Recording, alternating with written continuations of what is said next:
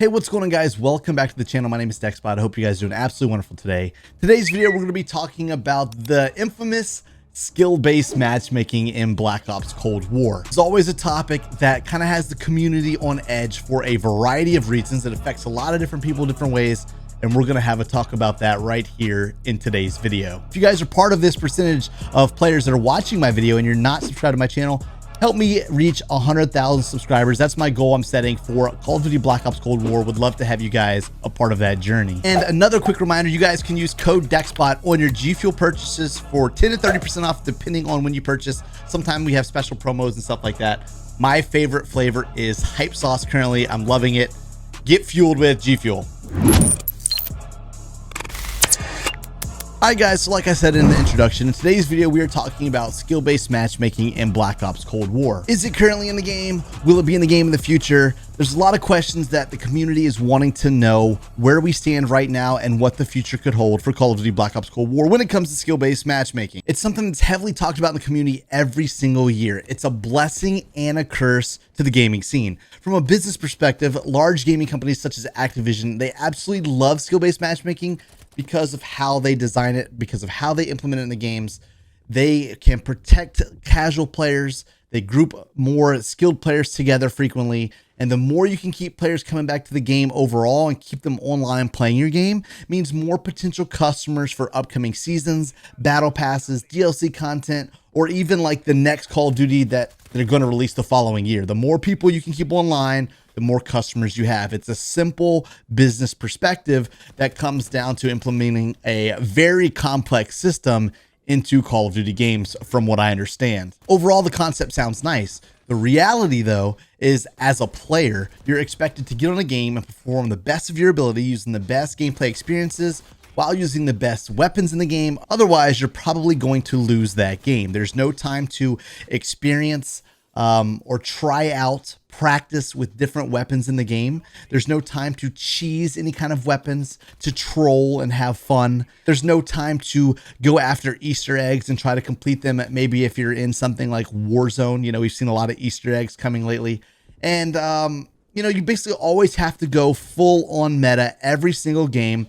And, you know, don't get me wrong, I don't mind tryharding and having to try in games sometimes, but after you do it game after game after game for years at a time, you know, if you're playing something like Call of Duty for a very long time, it's going to become exhausting and it's going to absolutely suck the fun out of the very game you're trying to play. Problem is with this system is that it seems to affect a very small percentage, maybe like 5 to 10% based on some of the data that Drifter and Exclusive Ace have come out with. Like 5 to 10% of players are that top tier casual / public game players. So I feel like that's probably somewhere where I could fall into as much as I play, or the experiences that I have, the knowledge I have of Call of Duty games, where I would probably fall into somewhere in that category. I'm not a pro player. I'm not good enough to compete on that level. But whenever I get online, I can typically have really good games. I can drop kills and, you know, usually go off in a game. But the problem is, like, I also don't play 8 hours a day. This isn't my career.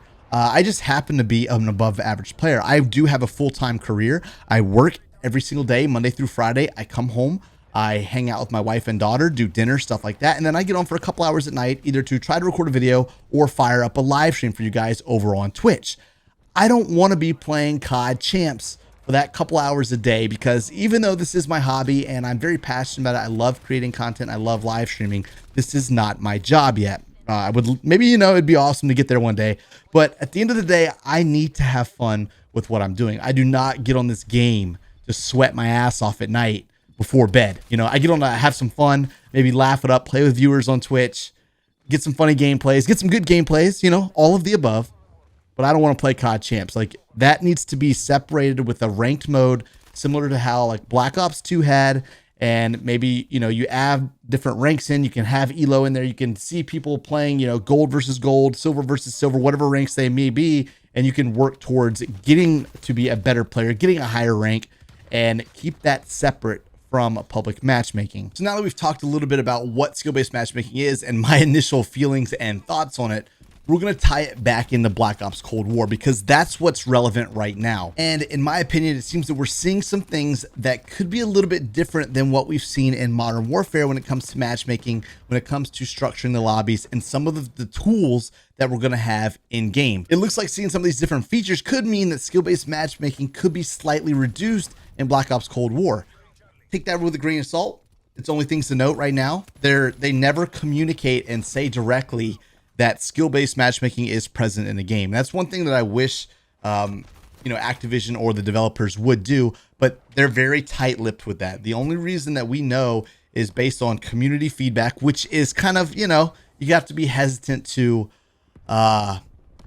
accept that data because a lot of times it's based on feelings. But there are very intelligent YouTubers and content creators. We have Drifter, we have Exclusive Ace that have done hundreds of hours of tracking with data and getting different lobbies on different accounts with different score per minute. And they've compiled it all together and really delivered some truths that really do show that there is skill-based matchmaking in Call of Duty. And I believe Modern Warfare and Warzone have seen some of the heaviest skill-based matchmaking in Call of Duty history. And honestly, that doesn't surprise me because there was a clip from an interview with one of the Infinity Ward developers right before the game dropped. But long story short, basically in the interview, he said that their game aimed to protect players, to give them safe spaces in the maps, and to allow them to have the best experience possible. So I've almost fully expected skill-based matchmaking to just be crazy this year. Now, what we're seeing so far in this game, maybe they're giving us tools to not protect players so much. And that's why I want to dive into all of this. First and foremost, we're going to talk about the traditional mini-map that's returning to multiplayer. As you see in the top left corner of the screen, we have a traditional mini-map. But one thing that's different this year versus in Modern Warfare is that this year it's returning traditional because whenever your enemies shoot, they show up on the radar, unless they're using something like a suppressor or something of the sort. For some reason, they removed that in Modern Warfare. I don't know why. It's been a staple that's been in Call of Duty since I started playing in 2007. Who knows before? But that'll be one less way that players are protected in multiplayer. If they shoot and they're not using a suppressor, they're showing up on the minimap. You have an idea where they are. You might can get different positioning on them, push them, maybe react to it differently. There's a lot you can gather from the mini-map itself, and I absolutely love that they're bringing it back. The next thing I want to talk about is the map design in Black Ops Cold War. Obviously, in the alpha, we've only seen a few maps, and you got a mixture of some 6v6 maps versus some bigger maps, but there are a variety of game modes coming in Black Ops Cold War. We're going to see some larger player games, some ground war and stuff like that, and then we're going to see the traditional 6v6 game modes as well. Again, to revert back to that interview with the developer from Infinity Ward, he said that their maps are made complex. They have multiple stories to buildings, multiple windows for players to look out of, to shoot you from, and even doors that can allow players to be sitting inside of buildings without you even knowing they're there.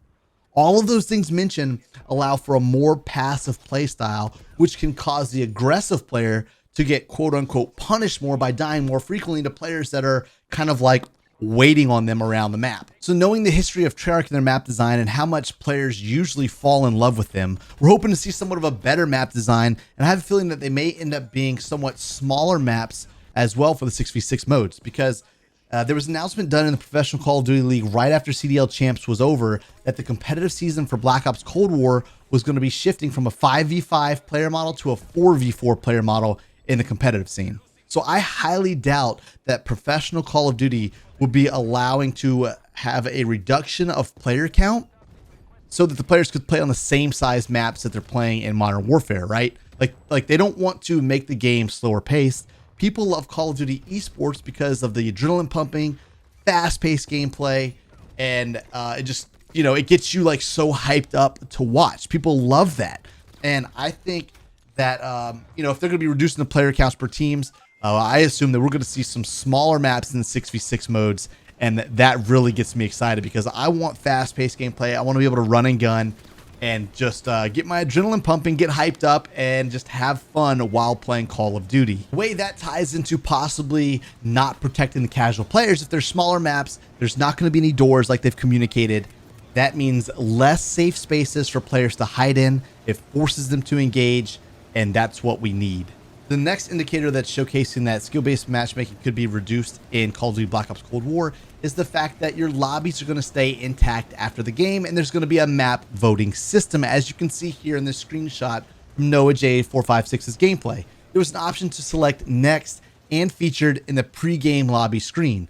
So the fact that map voting is present in pre-game lobbies could mean that the lobbies will stay intact after a game is completed, and could allow for players to potentially leave the lobby, maybe if they didn't have fun, if they didn't like how the players in the lobby played, or maybe if they got absolutely wrecked, they have the option to leave, or they have the option to stay and play again. It could also mean that they could add new players to an already existing lobby, and obviously we don't know, that could be completely skill based, or it could be connection based, or probably some blend of both systems.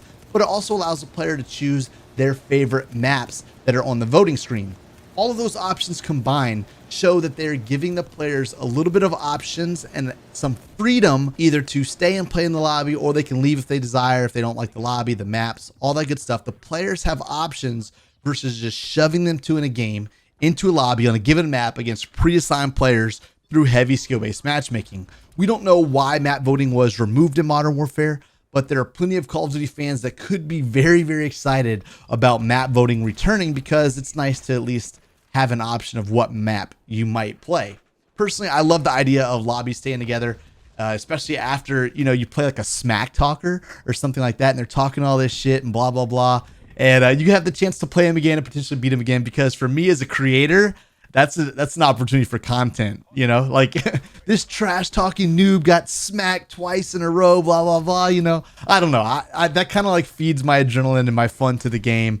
And, it gets everyone a little bit hyped up. The last feature we're going to talk about in this video that could be showing another sign that they could be relaxing skill-based matchmaking and giving players a new way to possibly get some assistance while in game is the new score streak system. Make sure you check out my video that I uploaded yesterday, and you can see it linked right here on screen, of the in-depth coverage of this new score streak system in Black Ops Cold War. The video covers how the new score streak system works, the score streak system that we currently see in the alpha of Black Ops Cold War. I'm not going to re-explain all of it right now. I would love for you guys to check out that video. But basically, the system allows players to not have their points they've earned towards their score streaks to not reset upon death. It could be a way to encourage or help along lesser skilled players, possibly give them a few extra tools, aka score streaks, that could allow them to complete with players that are somewhat better than them. The new score streak system would also help above average players that are able to get streaks without dying, because they can get the bonus chain score that go towards unlocking their score streaks a little bit faster. So I feel like it kind of helps both players along in different ways, but the fact that your points don't reset could directly help lesser skilled players just a little bit, to maybe allow them to possibly get a UAV or something like that they haven't been able to get previously. So overall, I'm really excited with all of these different features and tools that could be showcasing signs that skill-based matchmaking could be reduced in Black Ops Cold War. We'll need more data once the game is officially released, so we can dive in a little bit deeper, but I'm really excited for Black Ops Cold War and the directions that it seems to be heading right now. So let me know down in the comments if you guys made it to the end of this video and what you think about skill-based matchmaking in Black Ops Cold War. Hope you guys have a great rest of the day. Make sure you guys subscribe if you haven't already. We'll see you guys next time. I can't lose, I'ma pass through if I have to. Teach them all like a classroom, If I want it, then I get it. Work hard, don't regret it, yeah, I said it, Head down, I'm focused, you know this. They know this, show this, mind blowing. Keep going, showing, I'm growing, flowing and coasting. I'm owning, work hard, play hard, let the party start. Can't lose when I'm giving out bars.